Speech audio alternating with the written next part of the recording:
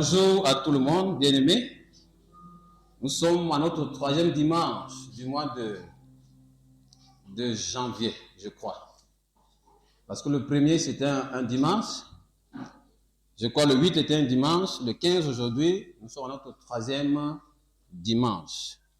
Nous allons, par la grâce de Dieu, partager autour d'un thème que j'ai intitulé « Focalise-toi sur l'essentiel si tu veux voir le salut de Dieu ». Amen. Nous allons faire quelques précisions sémantiques avant d'entrer dans le vif du sujet. La Bible définit d'une part le salut comme étant une délivrance, c'est-à-dire être à l'abri du danger. Je veux prendre pour exemple le cas des enfants d'Israël. Lorsqu'ils quittaient l'Égypte et atteignaient la mer Rouge, ils sont retrouvés devant un obstacle. Ils n'avaient pas de bateaux, ils n'avaient pas de pirogues, ils n'avaient pas d'autres moyens pour traverser.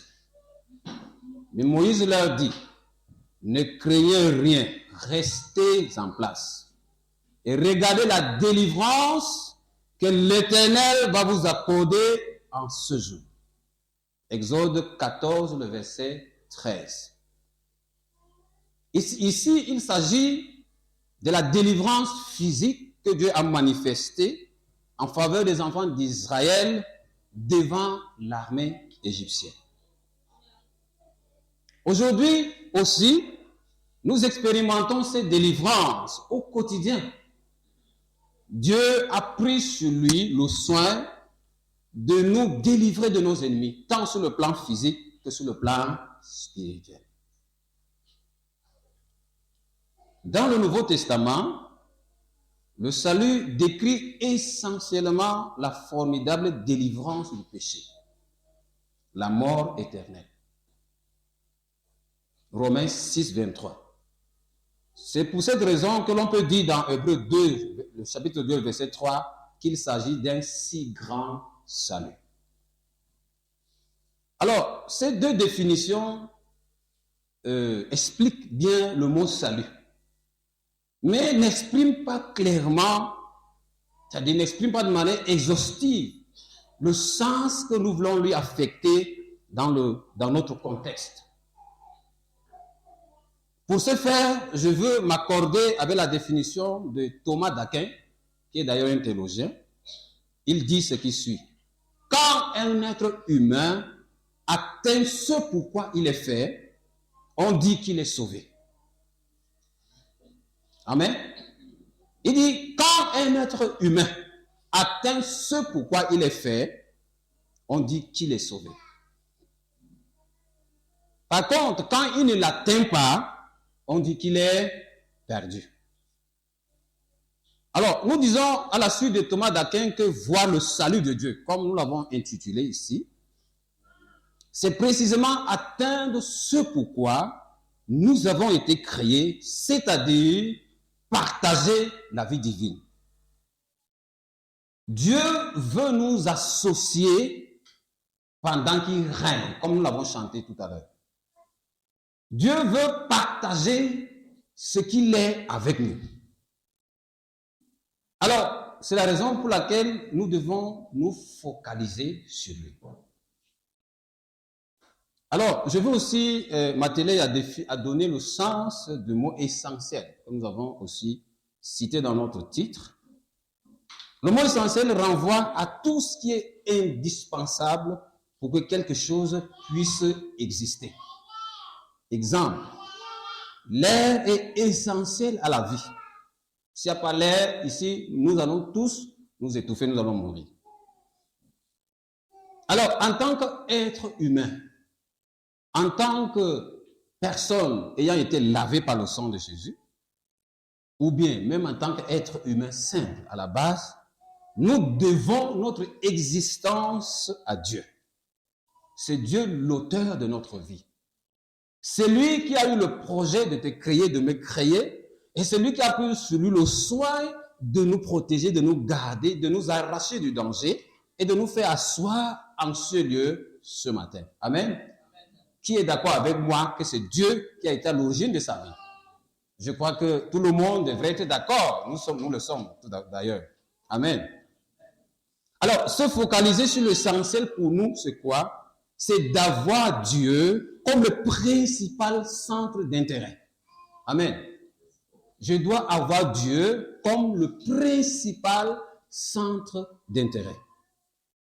En français facile, nous sommes en train de dire que si tu veux atteindre le plein accomplissement du plan de Dieu pour toi, attache-toi à lui.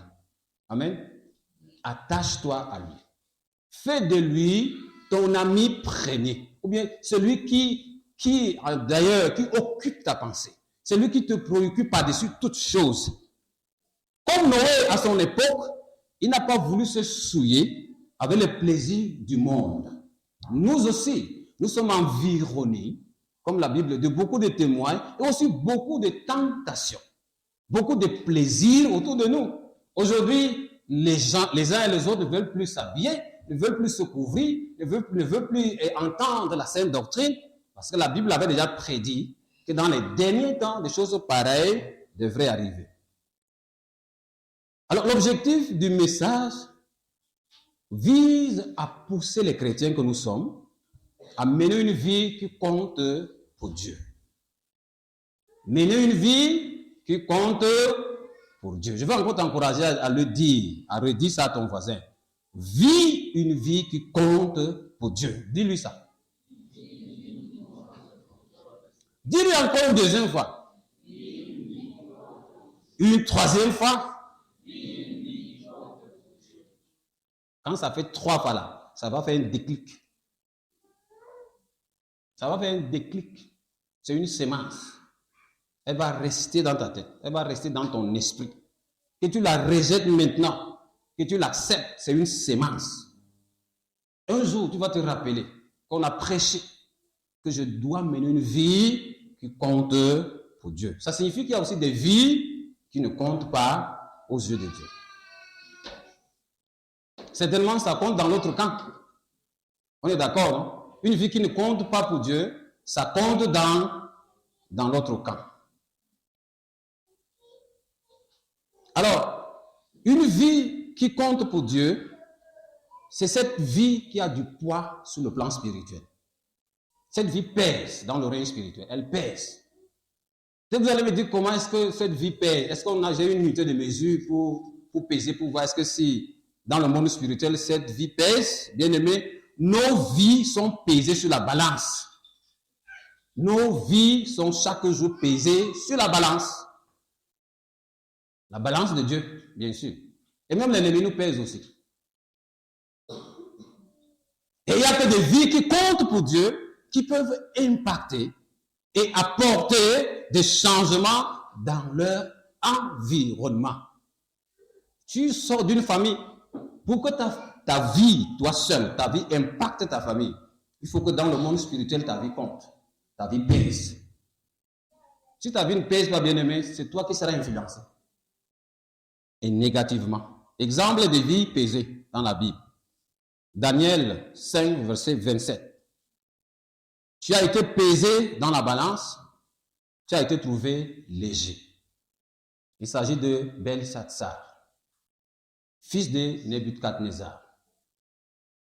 Qu'est-ce qui s'est passé? Vous connaissez l'histoire. Nebuchadnezzar est allé, il a annexé Israël. Il a emporté, ou bien il a emmené à Babylone certains juifs, parmi lesquels il y avait Daniel, avec ses 3 amis. Ils sont restés à Babylone pendant longtemps. Je crois que c'était suite à une prophétie que Dieu avait prononcée sur Israël. Alors, Nebuchadnezzar avait emporté, il allait dans le temple, il a pris les vases d'or et d'argent qui servaient au temple. Il les a emportés avec lui. Il les a gardés à Babylone. Mais jusque-là, je crois qu'il ne s'en est pas servi. Mais son fils, Belshazzar, a poussé le bouchon loin. Il était avec ses amis, avec ses femmes et beaucoup d'autres, comme c'est lui l'empereur. Il voulait faire plaisir. Il a demandé qu'on aille prendre les vases que son père avait pris dans le temple pour qu'on serve les gens dans ces vases. La Bible nous dit qu'il y a une main qui est sortie, qui a commencé à écrire sur le mur. Et la signification, dans cette signification, on va lui dire que tu as été pesé. Tu as été pesé, mais tu as été trouvé léger. C'est-à-dire ton investissement, Dieu ne l'a pas apprécié. Ton attitude vis-à-vis des choses sacrées, Dieu ne l'a pas apprécié. Alors tu es disgracié. Dès aujourd'hui, ton règne te sera retiré. Il n'est même pas chrétien, mais Dieu l'a pesé. Nous aussi, on nous pèse. Je vais prendre dans le Nouveau Testament, Actes des Apôtres, chapitre 19, le verset 13 jusqu'au verset 15. Peut-être que vous allez me dire que mais ça a quel rapport avec focalise-toi sur l'essentiel. Ça a des rapports avec cela. Actes des Apôtres, chapitre 19, le verset 13 jusqu'au verset 15. Quelques exorcistes juifs ambulants essayèrent d'invoquer sur ceux qui avaient des esprits malins le nom du Seigneur Jésus en disant « Je vous conjure par Jésus que Paul prêche ». Ceux qui faisaient cela étaient 7 fils de Séva, juifs, l'un des principaux sacrificateurs. L'esprit malin, c'est-à-dire l'esprit méchant, les démons qui possédaient les gens sur qui ils veulent prier, leur répondit « Je connais Jésus ». Vous comprenez, nous sommes d'accord? Je connais Jésus. Dans Matthieu, le chapitre 8, le verset 9, les démons des Gadara, dès que Jésus est arrivé, ils ont commencé à courir pour dire que non, tu es le Fils de Dieu. C'est-à-dire, ils connaissent l'identité de Jésus. Ils connaissent le poids de Jésus sur le plan spirituel. Ils connaissent ce que Jésus. Mais toi, aujourd'hui, si on te met sur la balance, tu peux te donner quel point? Si nous remettons, nous posons la question à nous-mêmes. Quel est le poids que tu fais dans le monde spirituel? Tout à l'heure, nous avons dit que c'est ceux qui se concentrent sur Jésus ou bien sur Dieu, qui se focalisent sur l'essentiel, qui ont de poids sur le plan spirituel. Alors voilà donc le cas des enfants de Séva. Le démon leur dit que je connais Jésus. Et je sais qui est Paul. Je sais qui est Paul. Mais c'est les démons, comment est-ce qu'ils connaissent Paul? Ils se sont rencontrés dans le règne spirituel. Comme quelqu'un aime souvent dire, il dit que le monde spirituel est un. Ce n'est pas deux, c'est un. Alors, dans la frontière, là, la frontière est mince. Tu peux sortir de là, de l'autre côté. Alors, le monde spirituel est un. Ça dépend de par où est-ce que tu entres dans le monde spirituel. Il y en a qui entrent là-bas par les démons, d'autres entrent par Dieu. Alors, arrivé là-bas, là, on voit tout le monde. Même dans nos traditions, dans ma tradition à moi, c'est que les faux prophètes utilisent aujourd'hui pour lire dans l'avenir des gens, pour prédire dans l'avenir des gens. Dans ma tradition, nos parents avaient ça. On appelle ça un Vexbani, c'est-à-dire, il y a une étoile là qui vient souvent, généralement, c'est vers l'aurore. On appelle ça Bani dans ma tradition. C'est un peu comme les astrologues, non? Voilà, ils opèrent à partir des astres, comme les Babyloniens, les mages d'Orient qui sont venus annoncer la naissance de Jésus. Alors, les démons disent qu'ils connaissent Jésus, ils savent qui est Paul. Bien-aimés, nos vies ont un poids dans le règne spirituel. Mais on disait donc à ces 7 fils de Séva là, mais qui êtes-vous? Puisqu'on ne vous connaît pas. Vous n'avez aucun poids. Vous ne pouvez pas nous parler. Vous ne pouvez pas nous influencer. C'est plutôt les démons qui se sont occupés bien d'eux. Et ils ont fui. Et la Bible dit qu'ils étaient pratiquement nus. Alors, ceux qui pèsent sur le plan spirituel et qui ont un impact réel dans leur environnement, c'est eux qui connaissent leur Dieu et qui décident de s'attacher à lui, indépendamment de leur condition de vie. Quel que soit ce par quoi tu passes, Tu peux être célibataire. Tu as prié depuis que Dieu te donne un mari. Mais le mari n'est pas venu. Ça ne devrait pas te donner de raison pour murmurer contre Dieu. Ça ne passe pas avant ta relation avec le Seigneur. Tu as demandé travail. Travail n'est pas venu. Ça ne te donne pas de raison pour te détourner de Dieu. Tu dois plutôt te concentrer sur Dieu, l'auteur de ta vie. Amen. Lisons le texte qui a été préparé à cet effet.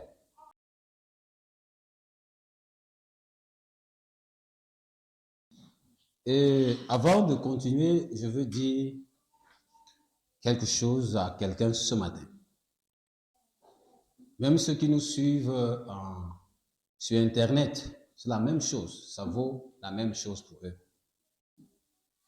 Ceux qui veulent d'abord expérimenter un miracle avant de croire en Jésus. Ceux qui veulent d'abord voir quelque chose de surnaturel pour avancer avec Jésus. Est-ce que vous savez que c'est un signe d'incrédulité? C'est un signe d'incrédulité. La Bible, c'est ce que, en réalité, c'est aussi l'un des messages que nous pouvons tirer de cette parabole. Deux hommes ont vécu dans le même environnement. L'un est riche, l'autre est pauvre. N'oubliez pas que nous avons là affaire à une parabole. Avant de revenir donc sur la parabole, j'étais en train de dire que Dieu dit qu'il a laissé parmi nous ses serviteurs. Il parlait à quelqu'un qui connaît Moïse et les prophètes. Nous, aujourd'hui, nous avons la parole de Dieu. Nous avons les serviteurs de Dieu. Nous avons les servantes de Dieu. Si nous ne les écoutons pas, pendant qu'ils nous encouragent, pendant qu'ils nous exhortent, et que vous pensez que c'est un miracle qui va attester que ce qu'on vous dit est vrai, bien aimé, c'est un signe d'incrédulité. Nous devons faire confiance en la parole. Même si nous n'expérimentons aucun miracle. La parole en elle-même est un miracle. Parce que beaucoup de personnes ont fait confiance en la parole. Et ce que ces personnes ne pouvaient pas faire par leur propre force, aujourd'hui, elles sont capables de le faire. Parce que ce n'est qu'un miracle. Comment est-ce que je peux résister devant une femme qui n'est pas bien habillée et que jusqu'à ce que je réussisse à ne pas la toucher? Alors qu'à côté de moi, il y a beaucoup qui le font. Par exemple, dans mon lieu de travail, il y a beaucoup de filles qui viennent et qui ne sont pas habillées de manière décente. Et il y en a même qui m'abordent pour dire que monsieur, pourquoi est-ce que vous ne voyez pas? Mais je me suis dit que comment est-ce que je veux faire pour me retrouver dans les bras d'une autre femme? Ce n'est que la parole. En fait, ce ne sont pas seulement mes résolutions qui me permettent de ne pas tomber dedans, mais en réalité, c'est la force qui me vient de Dieu. L'esprit qui habite en moi, c'est l'esprit qui a ramené Jésus d'entre les morts. C'est lui qui me ramène, qui m'arrache d'entre les mains des femmes. C'est lui qui m'arrache d'entre les mains du diable, qui veut mettre en moi des semences impures pour me donner la force de demeurer intègre. Ce n'est pas un miracle. Alors, notre parabole fait état de deux personnes qui ont vécu dans le même environnement, comme j'étais en train de le dire. D'un côté, l'homme riche, qui est bien détaillé ici. Lui, là, il n'a pas de nom. On ne lui a pas donné de nom. La Bible n'en parle pas. Au moins, elle ne fait pas allusion à son nom. Mais quand même, elle dit que c'est un homme qui a vécu. Il était riche. Il était vêtu de pourpre. De pourpre qui était une étoffe teintée par un procédé coûteux. On obtenait donc la teinture à partir d'un mollusque, le murex. Et ce vêtement servait de dessus. C'est-à-dire, il servait de dessus et le fin lin de vêtements de dessous, voilà. Les vêtements les plus fins et les plus coûteux et raffinés, on parle de pourpre. Cela représente le luxe le plus extrême à leur époque. La Bible dit que chaque jour, il menait brillante vie. Il avait tout. Il pouvait bien manger, il pouvait voyager, il pouvait se faire une maison, il pouvait se faire des amis, acheter des beaux habits, envoyer des gens, les gens le servaient. Il avait tout. Rien ne manquait à son bonheur. Mais sauf que son comportement le condamne. Il a agi comme le sacrificateur et même le lévite de la parabole du bon samaritain dans Luc 10, 30 à 32. À côté de lui, ou bien à l'autre extrême, à l'autre bout, se trouve un pauvre Lazare. Son nom de Lazare, c'est-à-dire Eliazar, qui veut dire Dieu a secouru. Mais malheureusement, l'homme riche ne l'a pas secouru. Lazare était couché devant le portail de l'homme riche, devant sa demeure. Et la Bible dit que pendant que l'homme riche était couvert de pourpre, Lazare était couvert d'ulcères. Et il voulait se rassasier, il a bien voulu. Il a bien voulu. Le style ici dit en train de dire qu'il a bien voulu, mais certainement il n'a pas pu. Alors c'est un nécessiteux. Je disais que nous sommes là devant une parabole. La parabole n'est pas à prendre au sens littéral du terme. Ce n'est pas à prendre au sens degré. La parabole, généralement, c'est une comparaison. Jésus, pendant qu'il rendait ministère, il a beaucoup fait usage des paraboles. Il a pris les 10 vierges. La parole de Dieu est semblable au truc de Sénévé. Il y a beaucoup de paraboles que Jésus a utilisées pour passer des messages. En réalité, parabole, dedans, il y a beaucoup d'images qu'on prend pour construire une histoire, mais en réalité, il y a seulement un principe ou deux qu'on veut enseigner. Ici, l'homme riche, lorsque vous le voyez dans sa vie, dans sa façon de faire les choses, dans son comportement, dans son attitude, il n'avait d'égard pour personne. D'autres commentaires font état de ce que cet homme riche-là, tel qu'il est habillé, il désignait les sacrificateurs dans le temple, qui pensaient avoir possédé tout. Ils avaient la loi, ils avaient tout à leur disposition. Ça, c'est des commentaires que certaines personnes apportent. Mais je veux dire aussi que l'homme riche désigne le non-croyant. Peut-être vous allez me dire que comment est-ce que je sais que ça désigne le non-croyant? Parce que lorsqu'il est mort, lui, il est le 6e dans sa famille. Je ne sais pas quel rang est-ce qu'il occupe, et je ne sais pas si c'est le premier ou si c'est le 2e, mais de toutes les façons, il a dit qu'il y a 5 frères. Il a 5 frères à la maison. Nous, on connaît déjà la fin de l'homme riche, non? Il était déjà en proie au tourment. Il vivait déjà sa récompense après la mort. Ça signifie que c'est quelqu'un qui n'a pas marché d'après les voies de Dieu. Il n'a pas marché d'après les pensées de Dieu, d'après sa parole. Le fait qu'il nous dise que ses frères, qu'ils ne viennent pas le suivre là où il se trouve, ça signifie que ce qu'il faisait sur la terre, avec ses frères, du moins la religion qu'il pratiquait sur la terre, là, avec son frère, c'est la même chose. Avec ses frères, c'est la même chose. C'est l'image du non-croyant, qui n'a pas placé sa confiance en Jésus, en Dieu, si vous voulez. Il a mené une vie centrée sur lui-même, une vie d'égoïsme, une vie de plaisir, de luxe, l'indifférence totale. Alors, il était élevé aux yeux des hommes. Aux yeux des hommes, partout où il passait, il était acclamé. Il était élevé. Mais aux yeux de Dieu, il était quelqu'un qui n'avait pas de poids lorsqu'on l'a placé sur la balance.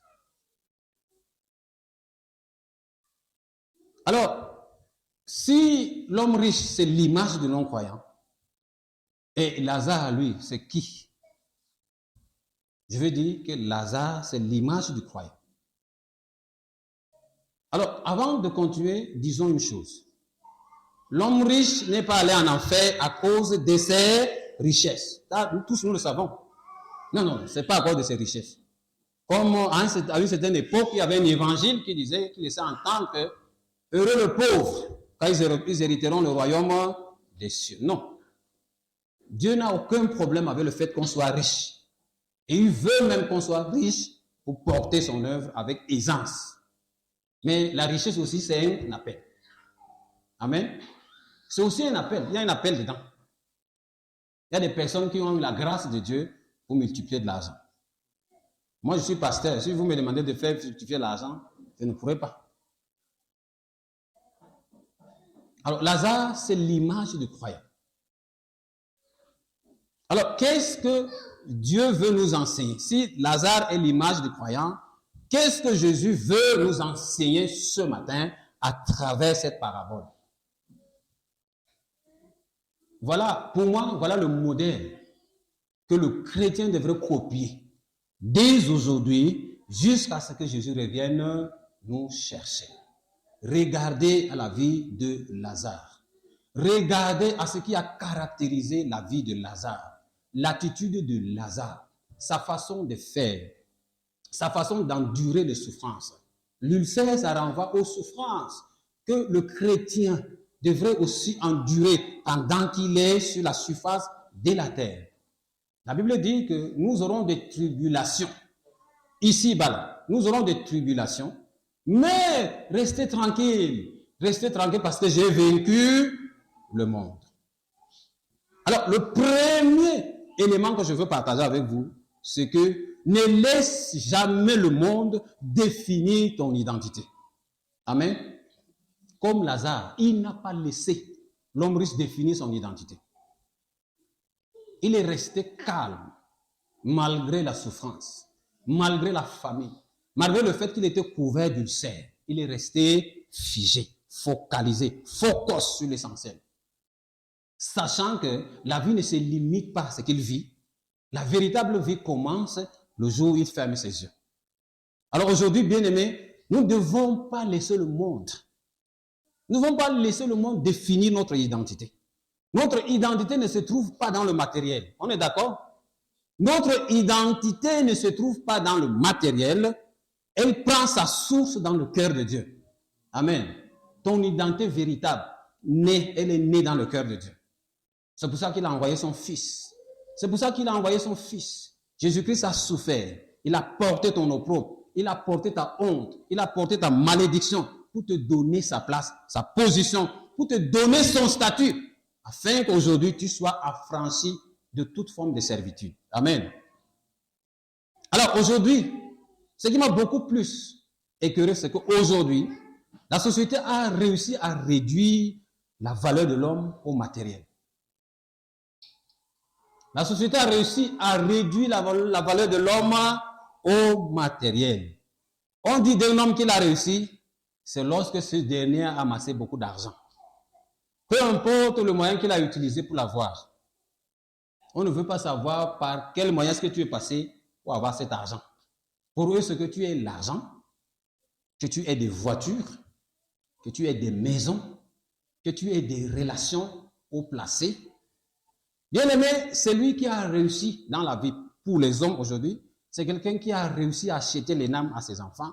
C'est lui qui a acheté le travail à ses filles. C'est quelqu'un qui a réussi à placer ses enfants dans les hauts, je ne sais pas, les places élevées. Les hommes pensent que c'est ça la réussite. C'est un piège.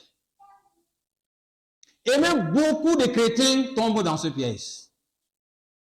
Bien aimé, gardez à l'esprit le fil conducteur. Nous avons d'un côté l'homme riche qui a vécu une vie centrée sur soi-même, de l'autre côté Lazare qui n'a pas voulu se souiller. Alors, regardez bien ce qui se passe aujourd'hui. Les chrétiens envient le monde. Alors, est-ce que nous ne sommes pas piégés à ce moment? Vous enviez ce qui relève du domaine mondain. Vous pensez que vous n'avez pas réussi. Dieu ne vous a pas béni parce que vous n'avez pas de maison. Parce que vous n'avez pas de voiture. Parce que ceux de votre promotion ont déjà eu ceci, ont déjà eu cela. Parce que les filles de ma génération sont déjà mariées. Les autres ont déjà eu le travail. Jésus dit qu'il appelle ça les choses. Ces choses. Jésus dit que ces choses devraient nous accompagner. Elles ne devraient pas faire l'objet de notre quête au quotidien. Observez très bien la vie de Lazare. Il est resté calme, sans être influencé par quoi que ce soit. Et regardez la fin de sa vie. Il a été recueilli dans le sein d'Abraham. C'est le paradis, non? Il est allé au ciel, au paradis. Pendant que celui qui a vécu, il a mené une vie pompeuse, une vie apparente, en fait, une vie apparemment riche, mais en réalité, aux yeux de Dieu, c'est une vie qui n'avait pas de poids. Qui n'avait pas de poids.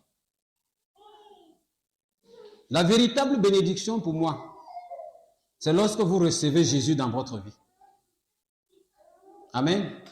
La véritable bénédiction, qui n'est pas suivie de chagrin, c'est lorsque vous recevez Jésus dans votre vie. Genèse 18, 18 dit ceci: Abraham deviendra certainement une nation grande et puissante, et en lui seront bénies toutes les nations de la terre. Quand Dieu parlait comme ça sur Abraham, il était déjà en train de parler de Jésus.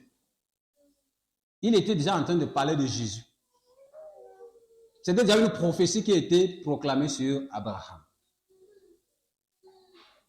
Ça signifie que lorsque quelqu'un reçoit Jésus dans sa vie, il entre dans cet héritage. Il est béni aussitôt.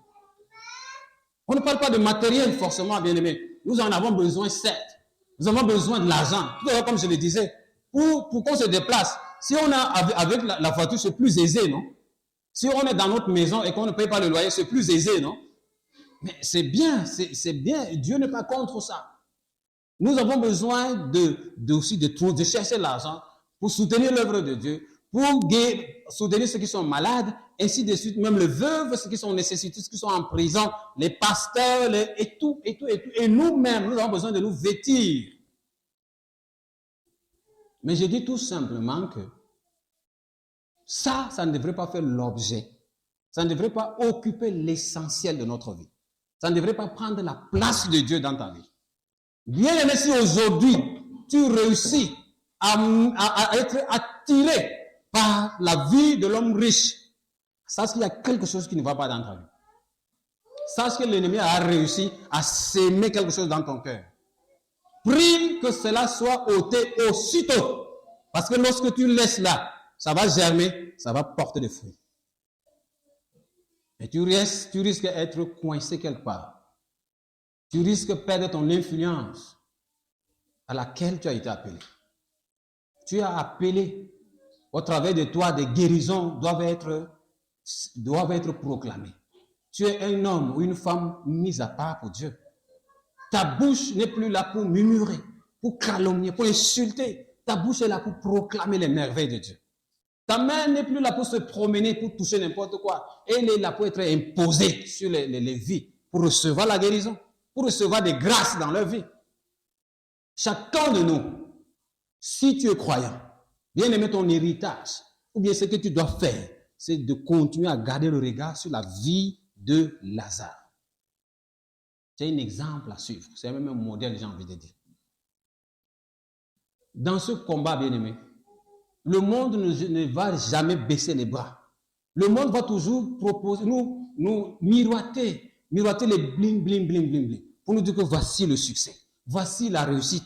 Il y a même des pasteurs qui se prêtent à ce jeu, entre guillemets, et même des chantres qui pensent que la réussite, c'est les habits. La réussite, c'est la voiture. La réussite, c'est la montre. La réussite, c'est le méga church. Non.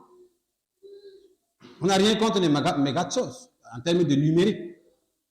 Nous voulons même que tout le monde soit sauvé et parvienne à la connaissance de la vérité. Bien aimé, si nous mettons l'accent sur l'apparence, sachant que nos cœurs là, ont été déjà piégés. Revenons à la sainte doctrine. Même si tu dois souffrir, tu dois être rejeté par ta famille, tu dois être rejeté par le système, Bien-aimé, c'est un non-sens. Même si le rejet là, c'est un non-sens aux yeux de Dieu. Lazare était couché, couvert d'ulcères. T'as pas d'ulcère là, ça peut être le célibat. On est d'accord? Ça peut être que le travail ne vient pas. Le travail, la fonction publique ne vient pas. Ça peut être que c'est la pauvreté. Mais restons focus. L'essentiel là, c'est Dieu. Tu as Dieu dans ta vie. J'ai envie de dire qu'il y a Dieu dedans. Si tu as Dieu dans ta vie là, il y a Dieu dedans. Reste focus. Quelle que soit la tempête, si tu n'as pas lâché la main de l'Éternel, bien-aimé, Dieu ne échoue pas dans ce projet. Et ce n'est pas avec toi qu'il va échouer, non.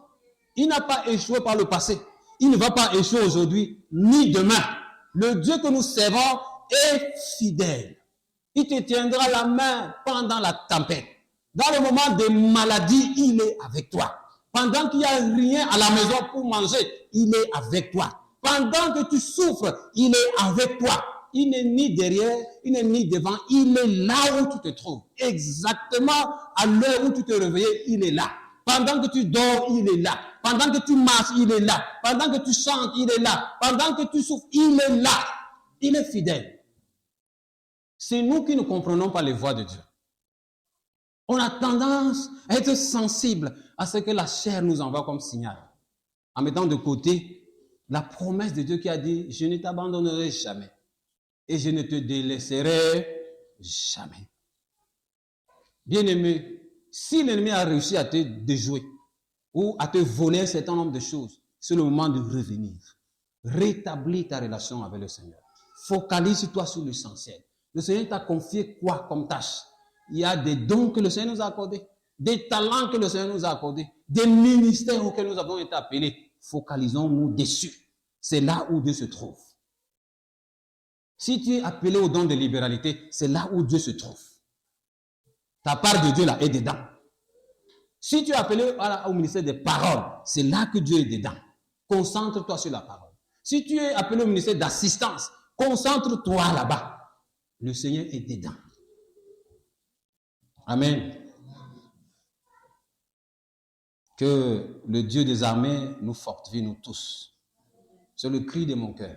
Que tout le monde se lève et que chacun reste là où Dieu l'a établi et que ce que Dieu nous a confié puisse prospérer entre nos mains. Que le Seigneur vous bénisse abondamment. Amen.